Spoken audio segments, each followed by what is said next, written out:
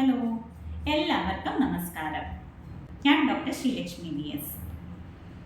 നമ്മുടെ നിത്യജീവിതത്തിൽ നമുക്കൊക്കെ ഉപകാരപ്പെടുന്ന കുറച്ച് ഹോം റെമഡീസ് ആണ് ഇന്ന് പറയുന്നത്.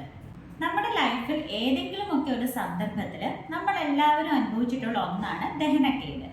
ഈ ദഹനക്കേടിന് വീട്ടിൽ തന്നെ ചെയ്യാൻ പറ്റുന്ന ഒരു ഹോം റെമഡിയാണ് ആദ്യം പറയുന്നത്. ഇഞ്ചി ചതച്ച് അതിൽ ഉപ്പും ശർക്കരയും ചേർത്ത് 2 നേരം ആഹാരത്തിന് മുന്നേ കഴിക്കുന്നത് ദഹനക്കേട് മാറാൻ ഫലപ്രദമായിട്ടുള്ള ഒരു റെമഡിയാണ്.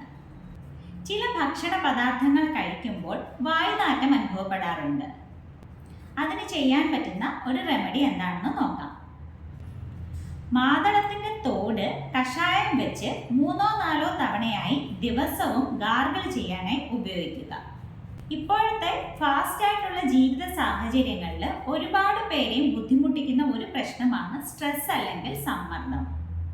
സമ്മർദ്ദം കുറയ്ക്കുന്നതിനായി നെല്ലിക്ക പച്ചമോരിൽ അരച്ച് നെറ്റിയിൽ അപ്ലൈ ചെയ്യുന്നത് ഗുണപ്രദമാണ്.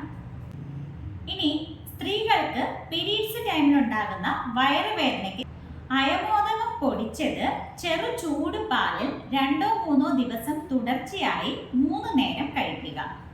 വിരശല്യത്തിന് 5 ദിവസം തുടർച്ചയായി മല്ലിപ്പൊടി ശർക്കരയും ചേർത്ത് 2 നേരം കഴിക്കുക. കൊച്ചു കുഞ്ഞുങ്ങൾക്ക് വയറുവേദനയോ വയറുപെരുക്കമോ ഉണ്ടാകുമ്പോൾ കായം വെള്ളത്തിൽ അലിയിച്ച് പൊക്കിളിന് ചുറ്റും അപ്ലൈ ചെയ്യുക. കുട്ടികളുടെ ഓർമ്മശക്തി മെച്ചപ്പെടുത്തുവാനായി നിത്യവും ആഹാരത്തിൽ നെയ്യ് ഉൾപ്പെടുത്തുന്നത് ഫലപ്രദമാണ്.